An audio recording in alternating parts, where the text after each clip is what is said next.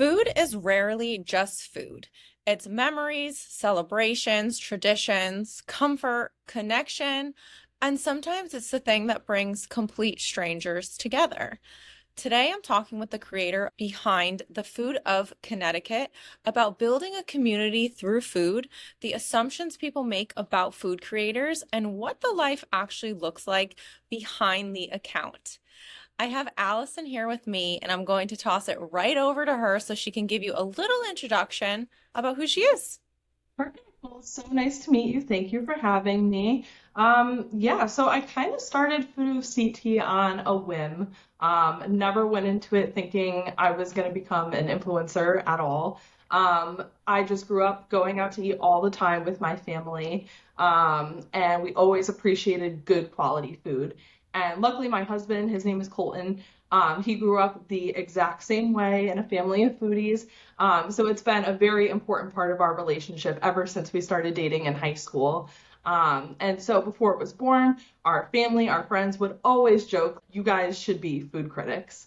And then in 2017, we went to a place that made the crazy over the top milkshakes with the cookies, the piece of cake on top. And I was like, I have to take a picture of this.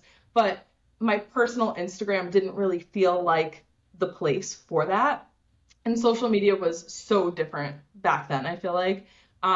So I kind of sat on it for a little bit, and then I was at the hair salon getting highlights one day and bored in the chair. I'm like, you know what?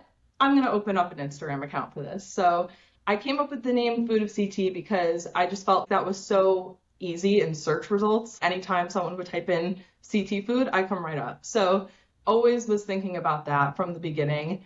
And I think it's really contributed to my growth. So glad I picked the name that I did. But we would just post our travels where we would go out to eat. I was in college at the time in Fairfield. So anywhere we were going downtown there or in my hometown of Naugatuck, I would just take a quick picture, post it with a little review, and it's grown into what it has today.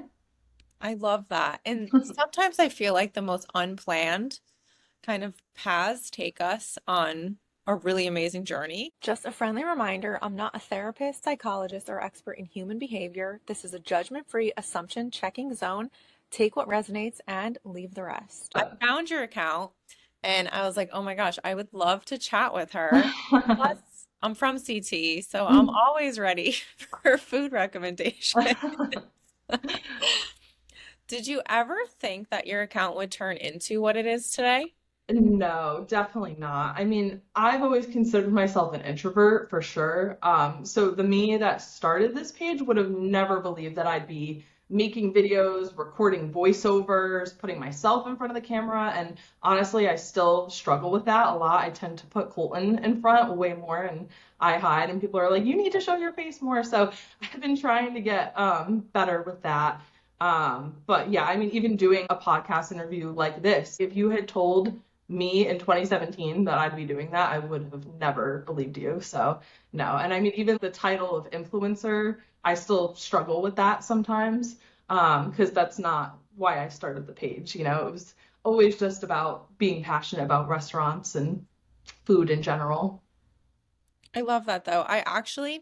I was at an event a few weeks ago and there was someone who was speaking and she was honestly just trying to change the framework on how people see the word influencer Mhm. and just what a beautiful thing it is to influence your friends, influence people into good things. And Right. I just thought that was very interesting. So I wanted to share that with you. Yeah, no, for sure. I'm glad there's been conversation about that recently because unfortunately, there's definitely a stigma around it. Yeah.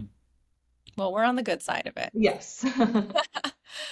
At what point, or was there a specific moment, or kind of was it gradual where you noticed that people really started paying attention to your account and what you guys were doing? Yeah, I mean, I would say right before COVID, like 2019-ish time, restaurants actually started reaching out to me. And I mean, that was just such a shock that people were offering me to come in and, give my opinion, because they valued it and they knew my audience valued it. So, I mean, I'd get messages from my followers or even people that I know personally just telling me, hey, I went somewhere because you posted about it and we had a really good meal. And even still, it'll catch me surprised. My husband and I will be in the grocery store And we don't think that we're recognizable at all, but people will come up to us and be like, "Oh my God, I love your page." And we're like, "Oh, I didn't realize that that you knew me." So it's still something that I'm getting used to, that people are paying attention to us, but it's a great feeling. I love that for you. Thanks. What's been your favorite part about building this? I would say getting to connect with so many business owners that I wouldn't have known, other content creators and foodies. I even had some of them at my wedding. So, we've really built such a community because of it. And we've expanded our palate. Like we've tried so much food that I don't think we would have broken out of our comfort zone to try if we hadn't been, given the opportunity to. So we've really learned a lot about ourselves through it. I truly am someone who believes that social media can be such an incredible growth journey, Mhm. not just for your page itself, but obviously, behind the camera and everything that's happened for you guys as For well. sure. So it sounds like you guys have had quite the journey growing, not just the Yeah, account, but also together, which for I think sure. is also really cool that you can do it together. Yeah, yeah, we love that. We're going to move into the assumption portion, which is what Okay. this podcast is all about. So these are just some assumptions from the corners of the internet where we know the internet's kind of a shady, not amazing place sometimes. Hmm. So I'm going to read you an assumption and you get to give us your thoughts on it. Okay. So assumption number one is you eat out all the time. No, I mean, definitely multiple times a week, but not every day. I mean, yeah, we've probably had week spans where like it has been every day, but we really try not to. It'll definitely catch up with you, unfortunately. So we try to be mindful about spacing things out. And I know my content will sometimes look like we're going out to eat every day, but I try to space it out accordingly or get multiple pieces of content from one visit. So it kind of looks like it's every day, but it's not all the time. But we are definitely busy because of it. What does your like actual day-to-day meals look like? Yeah, I mean, I work full time in addition to this, so I'm not a big breakfast person at all, and I have to be in work by 8 a.m. So breakfast is usually just like a quick Cliff Bar. I'm not eating much for that, and then I just pack a salad for lunch. And then dinner is definitely the highlight, whether that's going out to eat for this or I don't cook, so that's all my husband. So he'll usually come up with something to make for us for dinner. But we try to incorporate some vegetables, in the diet, try to make it a little healthy. But yeah, no, we try to be mindful for sure. The next assumption is you must spend a fortune on food. Uh, um, yes and no. I mean, definitely we don't mind paying for quality. If a restaurant is going to be expensive, we know that going in and we've made our peace with that. Luckily, I'm fortunate that restaurants do ask me in. So there's kind of a balance there. But no, I mean, we try to budget accordingly too. In reality, there is such a difference, though, about getting quality food, Mhm. especially these days. It's good to know what you're eating. So Yeah, yeah, I'll definitely get comments about like, oh my God, say a prefix menu is like $95 a person, but I'm like, well, you kind of have to know what you're getting though, and sometimes it is worth it, but it's up to everyone's preference. yeah. Next assumption, being a food creator means getting free meals all the time. Uh, I know. I mean, like, yes, it does happen and it's definitely appreciated. But at the same time, we also support local and go out to eat on our own all the time. And we'll shed light on businesses that we feel genuinely deserve it. That's really kind, though. And Mhm. especially, with restaurants and after COVID and them trying Yeah, to make sure they keep their doors open, I think absolutely.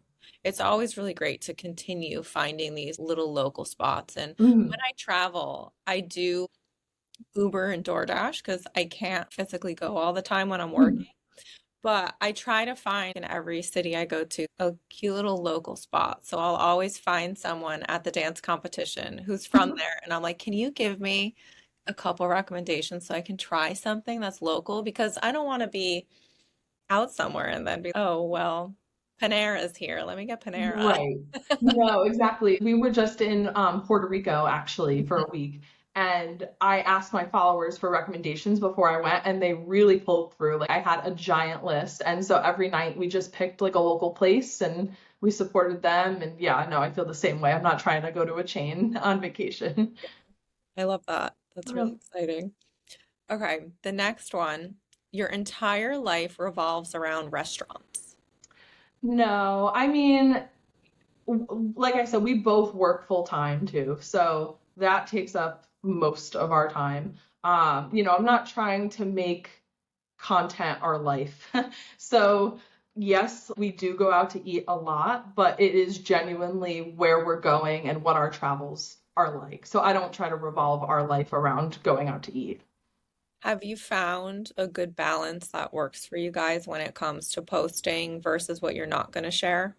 Yeah, I would say, when we first started and getting invites, that was hard to balance because you're so excited that you're getting all these invites. And so you're loading up your calendar, and it really just started burning us out and we had to, cut back significantly. So now I think we're in a good place where, maybe twice during the week and like a little bit during the weekend we're going out, but it keeps it fun and exciting. And then we still have our downtime because it gets exhausting to work 8 hours a day, come home for like a minute, change, go back out to eat, and then you're coming home, editing all the content, going to bed and repeating. So it was becoming too much, so we definitely cut back a bit.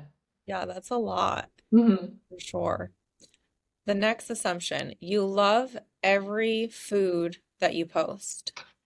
that I post, yes, I would say I don't post negatively, because I'm not trying to bash someone's business and like every restaurant has their off day.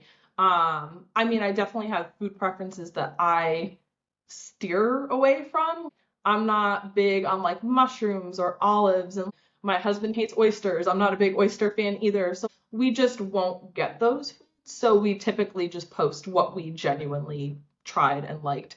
And then if we ever have a negative experience somewhere, we typically keep it off of social media. Maybe I'll post like one story that's like kind of brief, just being like this place was like a little overrated or something. But usually more if it's not somewhere that's like brand new, like I'm not trying to bash someone that's still trying to work out the kinks. I tend to keep that more to like Google or Yelp if we're going to have like a negative experience. And my followers know they can go to the link in my bio and they get my Yelp and Google reviews if they really want to see what I'm rating kind of low, but we try to keep it positive. Yeah, I totally get that. And I think that that's kind of a misconception from the general public. I mean, I do beauty reviews and things like that. And I get that people want our honest opinion. And I think it's not that we're not giving it, but Mhm. it's just that at the same time, everybody can make mistakes every now and then. So Yeah, like who are we to kind of publicly bash someone on social exactly. media? So I totally hear where you're coming from. And I hope that people on like the other side who are viewers and just watching can also understand that these are other humans too. And Right, just because we didn't have the best experience doesn't mean you won't. right, exactly. The next assumption is food content is easy because everyone likes food.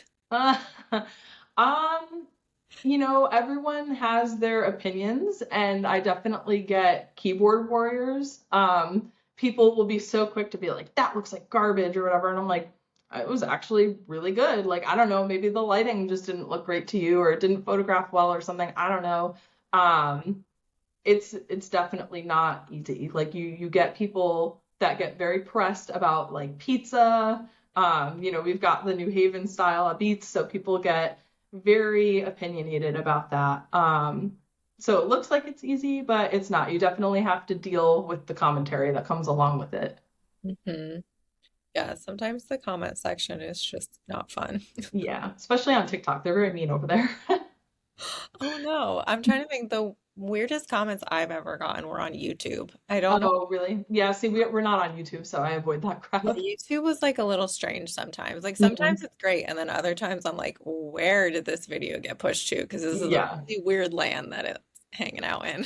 No, for sure. I have like a love-hate relationship when videos, start to go a little viral because you're excited to see all the engagement that comes along with it, but you're gonna get so much more hate because of it. Yeah. The haters are always going to show up. Hmm. I don't know that they would love some of my commentary on pizza. So maybe I love pizza, but I'll keep some of that to myself for now. Maybe you can send me somewhere that would like help me find a favorite pizza place. Yeah, for sure. You know every good restaurant in Connecticut. Um, I mean, definitely people come to me for recommendations, and I like to think my recommendations are pretty solid, but there's still a lot of places on our bucket list that we haven't had the chance to hit that, are James Beard nominated. Definitely we have a lot of work to keep doing as we visit the Connecticut restaurants, but yeah, I mean, I'd like to say I have a pretty good gauge on what are some of the best restaurants, and I actually serve on the Connecticut Restaurant Association's panel. Every year they do an awards ceremony, so my input is definitely reflected there, and I'd like to think, yeah, that I have a pretty good gauge on what's, up and coming or the best in the state. That's exciting though, and congratulations that Thank you you. made it there. Was it because of the growth of your account that people started finding you? Yeah. That's really exciting. Yeah, thank Congratulations. you. I imagine it would be really hard to, or not even possible maybe, to know like how every restaurant in Connecticut is because I feel like when you think about it, there's has to be like thousands on thousands. Oh my God. Yeah. Like I think on Yelp I am almost at like 1,500 reviews and I'm like, "Oh my God, how have I visited like that many places? That's crazy." Yeah, that is crazy. All right. Do you have any pressure of being like, quote, the food person? Um, Sometimes, like people will message me and ask for like ultra specific recommendations of like, it's Valentine's Day and like in this part of the state, like what's gonna like wow my spouse. And I'm like, ooh, like I mean this is like what I would pick. I don't know if like you'll like it. I hope so, but unfortunately, everyone does have their different preferences, so I can only try my best. But yeah, and like if we go on vacation with family, everyone just immediately turns to me and is like, "So you're picking all of the restaurants and you're making all of the reservations," which I don't mind, but you're just hoping that, we are going to have a good experience at each place. Yeah.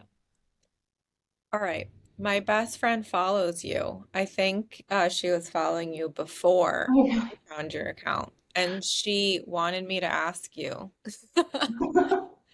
do you have a diverse palette to be able to try like so many different restaurants? Or is it just every time you go somewhere, maybe you make sure just to kind of steer away from the foods that you don't love so much? Or are you kind of open to always just trying things? We're usually pretty open to trying things. I would say we'll try something at least once, and then, if we don't like it, we won't do it again. Like oysters, we always had a fear kind of oysters, and we knew we wouldn't like them, but a restaurant brought them out to us, and we were like, well, here goes. Like, I guess we're doing it. And surprisingly, I would have thought I wouldn't have liked them more, but my husband, who usually likes like most seafood, he was like gagging. And I was like, oh no, I'm so sorry. So we definitely know to like avoid that anytime we see like raw stuff. Like that's probably where we have the most trouble. But otherwise, no, like we just tried soft shell crab for the first time actually.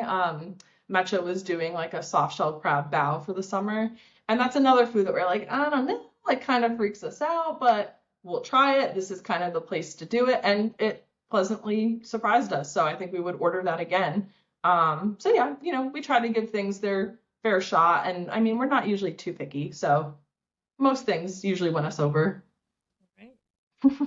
Know that I could handle oysters. I don't know. I get where Yeah. like your initial hesitation comes from. Yeah, it's rough. And, just hearing, people get sick from like the bacteria in them and stuff. I'm like, yeah, I'll pass. I'm good.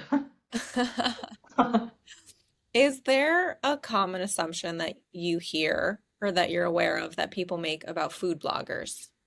I think just that like we're trying to like chase free meals all the time. I mean, I don't typically reach out to businesses myself, so if they reach out to me, great. Otherwise, we're going on our own and just spotlighting what we think like genuinely deserves it.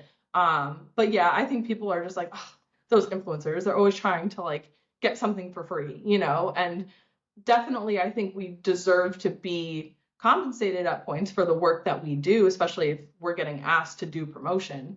Um, but I think I can speak for like the Connecticut food community. A lot of us did not build our pages on we just want to do this to get free stuff. Like we started it because we genuinely love Connecticut. We love the restaurant industry. We love supporting local. So you know, it sucks that that's like a common assumption that a lot of people have, but in our cases, I know a lot of us don't feel that way. And I think at a certain point it is true. I mean, this is a form of marketing. Hmm. And yes, it's always nice to get free meals, but it's just like it's not that I'm not grateful, but I don't want every beauty product that Right. people want to send me because Exactly. genuinely I have too much. It's going to go Hmm. to waste, and Hmm. I'm probably not going to put snail mucin on my face. So send it, Exactly. save it and send it to someone else who would, Right. you know? No, I know. It's so hard. And like I said, we had to cut back a lot too. So you kind of have to balance like making it worth your while, you know? Yeah, absolutely. So when it comes to going out, you guys obviously go out together. This is something that you've always done. You go out in partnerships with some of these restaurants. Do you ever feel like there's a pressure to always kind of be on when you're out? Um, Usually no. I mean, I'm not the type of person that's gonna perform for the camera. Like I know some people will put on these like big reactions like, ooh, wow, so yummy. And like that is just not Colton and I. Like we tend to keep the focus like on the food or the business itself. Like I mean, we like people to know who we are so that they can connect with us, but at the same time, that is not supposed to be the focus in our opinion and with our page. So, you know, we're pretty reserved people and we work in professional environments and stuff. So, we're not trying to make fools of ourselves. You know, we just come in, we do our thing, we do our genuine review, and that's it.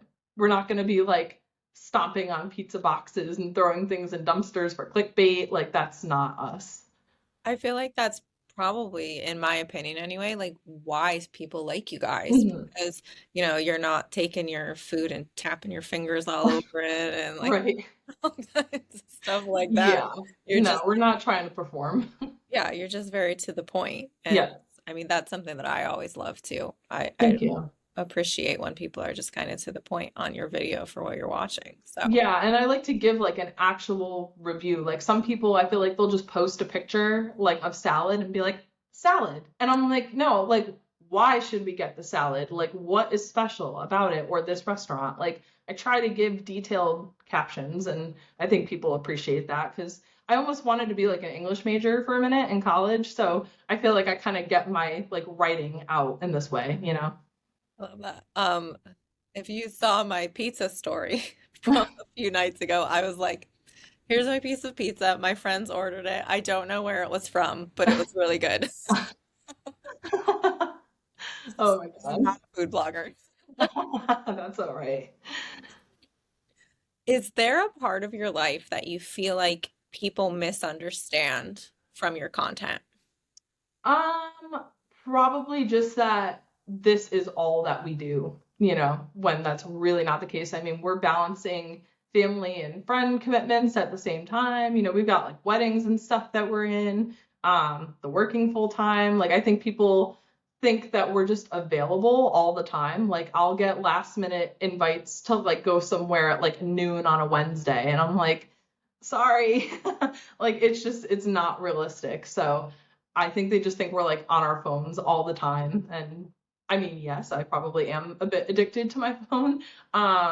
But yeah, no, we're definitely doing a lot of other stuff in our lives. And, you know, Colton and I just bought our house 2 years ago. We were doing a lot of work on that.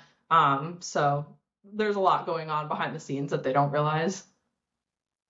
Totally makes sense. And I think that is a misconception about people think that because we always have our phone in our hand, like we're always available. Yep. And that's definitely not the case. Nope.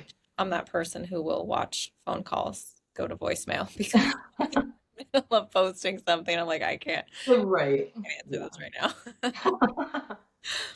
What's something that people might be surprised to learn about you? So besides food blogging, one of my other big hobbies I'm actually kind of back into right now is building my family tree. Like I'm like the little genealogist of my family.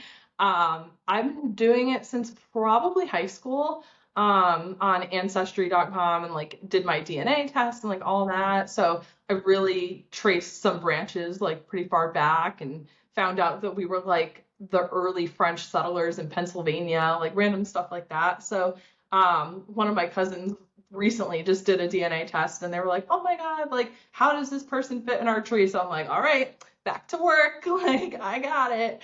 So yeah, that's definitely one of my other passions for sure. That's really cool. And it's Thanks. honestly like so unique. That's really cool. And I'm sure it's providing you with some interesting context too that maybe you didn't even know about. So that's For really cool. sure. Yeah.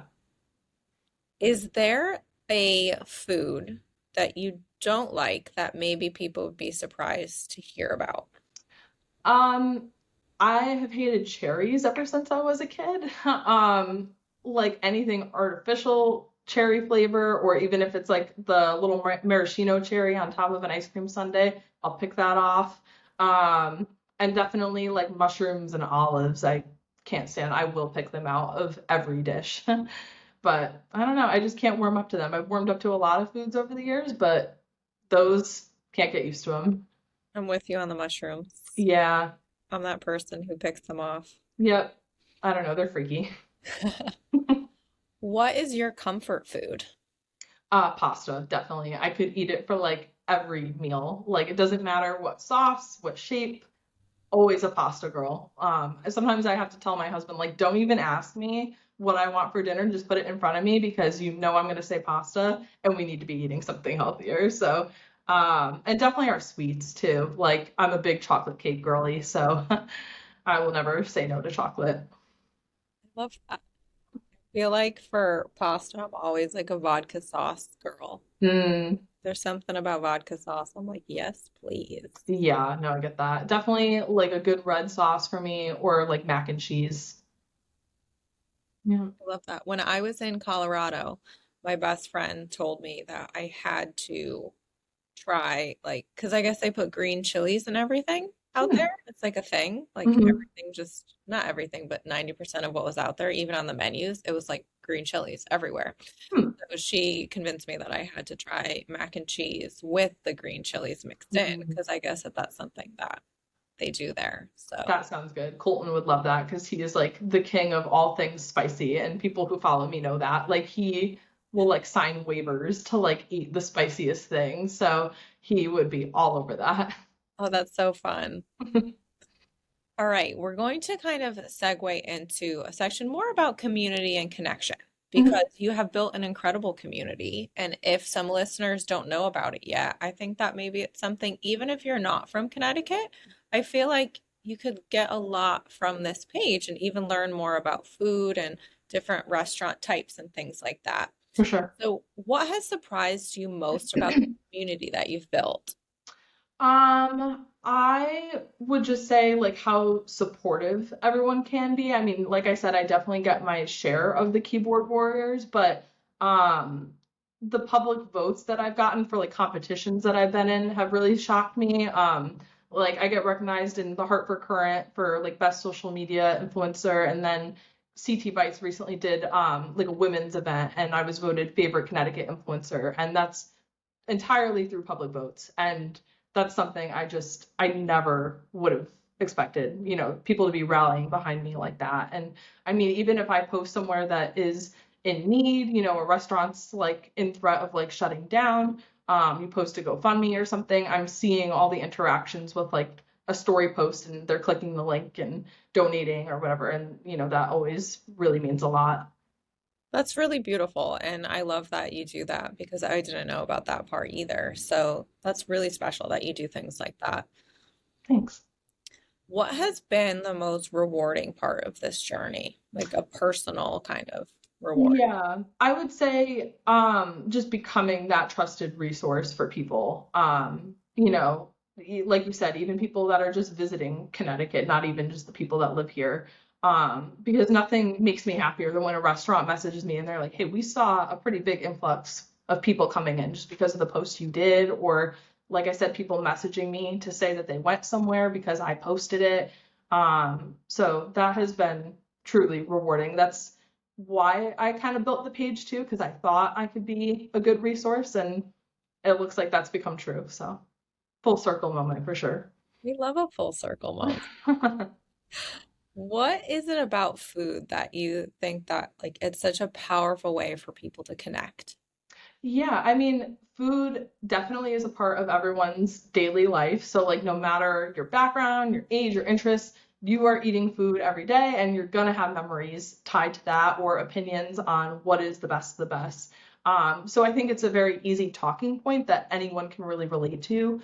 And especially in Connecticut, we're unique because we have communities that immigrants really like shaped where food is at the forefront. Like we've got New Haven's Little Italy with the Abites down there. And if you talk about modern Pepe Sally, someone's going to have an opinion on what's the best one. And you will bond with someone if you have the same answer. And even like I'm Polish, so New Britain, their little Poland section, you can go in any restaurant, store down there, bakery, and you'll learn a lot about Poland if it's your first time, and you don't know much about it. It really brings you into the culture. So I think Connecticut's a really special place for that.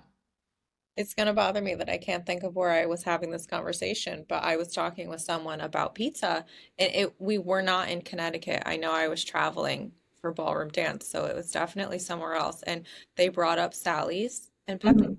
and they were having a debate about it between the two of them because I've actually never had pizza from either. Oh, really? Okay. No.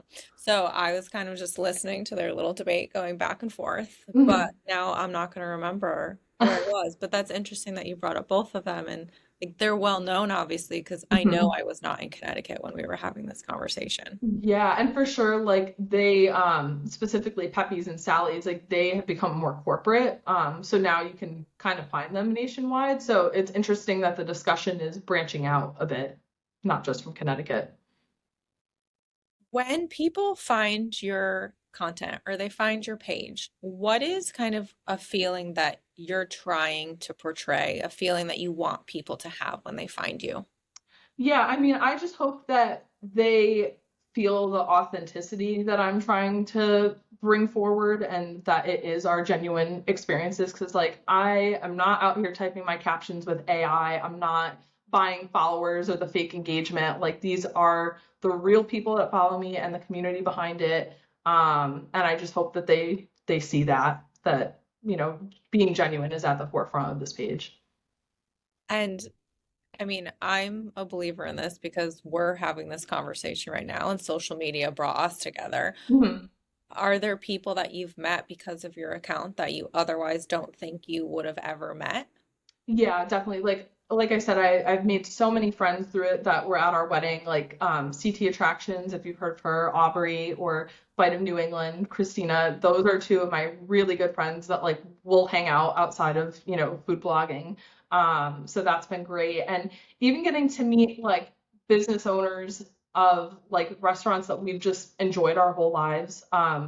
There's a restaurant in my hometown actually that I always like saw the owner around and like knew him, but we've really been able to work together because of the food blog, and that's just been such a fun moment to have with him as he's like branched out and opened a bunch of different locations.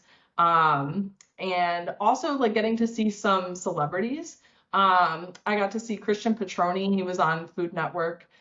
He was at like Bertucci's randomly before they closed. So that was through like a food blogging event. And then Adam Richman, he was the host of Man versus Food on the Travel Channel. We got to have like a little meet and greet with him. So it's definitely brought me opportunities and had me meet people that I definitely wouldn't have had the chance to. It's really cool. And especially, I think, I mean, I always feel that way when it comes to other like smaller beauty brands who message me, like, oh, thank you for sharing this, like so and so, and all these people have like come to us since you recommended us. And I think it's a different feeling when it comes from a smaller brand when you Mhm. know that you've made an impact on them. So I think that that's really cool. Thanks. We're going to move into a little rapid fire portion. Okay. This is just so that way people can get to know you better Mhm. and know that you are a real human. So, really quick answers. Are you coffee or tea? Neither, if that's an option. Yeah, absolutely. What is it? I really just drink water. Like I'm so boring. I don't drink alcohol. Like I'll do mocktails, but I don't drink coffee. My husband does. Tea like a little when I was little, but I kind of grew out of that. And yeah, I'm pretty boring. It's just like water and milk, honestly. The only person who jumps in with saying water though. So, Yeah. I don't think it's really boring. I'm that person where I'm like, "Oh, I could really use water." And then I just Yeah. an entire glass and I'm like, "Okay, I'm good." Yeah, exactly. Are you into sweet or savory? Ooh, that's tough. I guess I'd go more sweet.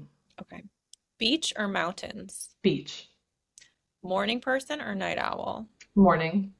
What's your most used emoji? Probably the crying laughing face. What's your go-to takeout order? Dumplings. Hmm. Yeah. Where was I? In California, all the way out in LA. My one of my friends introduced me to Din Tai Fung, Oh my God, which I've was heard about like that. We haven't been there yet. so there's one in I think there's one in New York City. Hmm. She was telling me I had tried soup dumplings for the first time, which I Hmm. knew nothing about. I didn't know how you were supposed to eat them. Like I knew nothing about them, but Yeah. I learned very quickly, and that was really like my first time having those. So that was Yeah. Oh my God, we love dumplings. There's a spot in Oxford called Ramen and Bao that is like one of our go-tos, and it's so easy to get them on like Uber Eats and they show up. And we love getting the soup dumplings and eating them at home because they are very awkward to eat. And like I hate slurping them in public. So at least when you're home, you can just kind of knock them back and no one's watching you. well, you could laugh at this because I didn't know what I was supposed to do with it at first. Hmm. And my friend was like eating them, but I was like, oh, I don't know that I want to like put the whole thing in my mouth all at Yeah. once. So then I Yeah. like bit into it and she was like, no, don't do Like it. And I was sacrilege. Oh no. like, what is your last show that you binge watched? Ooh, that's tough. We don't get to watch TV as much as we would like to. Oh my God, I'm like blanking because it's been so long. I mean, we did like The Walking Dead. That was like one that we binged for sure. Very cool. Your favorite holiday? Christmas. Yeah, big Christmas girl. What is something you are very competitive about? Hmm. Ah, that's a tough one. I don't want to say being right, but like kind of like I'm an only child, so definitely I get some competitive traits from that. And my husband definitely would agree with that. So yeah, I guess we'll go with that. What's your dream vacation destination? Um, I'd love to do Italy. We haven't done it yet because I it's such an endeavor, but yeah, I mean I'm Italian too, and so it would be great to go over there and learn more. That sounds like it would be absolutely beautiful. And I'm sure their pasta is like Uh, fabulous, right? exactly, yeah. What's something that instantly makes your day better? Hmm, good food. If I have a good meal. And the last one is if your life had a warning label, what would it say? Um, watch out, she'll get hangry if you don't feed her. I love that. All right, we're going to wrap it up. It has been so much fun talking with you. Yeah, thank you for having me. Absolutely. There's just one more question, and it's going to be in the theme of assumptions. So, what is one assumption that you hear that, at this point you're just like, it is what it is? What's the assumption you're no longer interested in correcting? Hmm. Oh, that's a good one. Kind of like going along with the like she only posts like positive things because like she was paid to do it or she was invited in. And I'm like, you know what? If you know us, that's not true. So I just kind of have to let people say it, and it's the internet, and they're gonna believe what they want to believe, but in our hearts, we know it's not true. I love that. And I posted a clip from my podcast the other day about the real people know you and the Yeah. real people know who you are and what you're all about. So Yeah. I'm with you on that one. Thank you everyone for tuning in. You're going to find Allison's handle and information all spelled out correctly in the video description. So that way you'll be able to find her, give her a follow, and get some insight on her favorite foods and recommendations. Thank you so much for joining me. Thank you. Excited for everyone to tune in.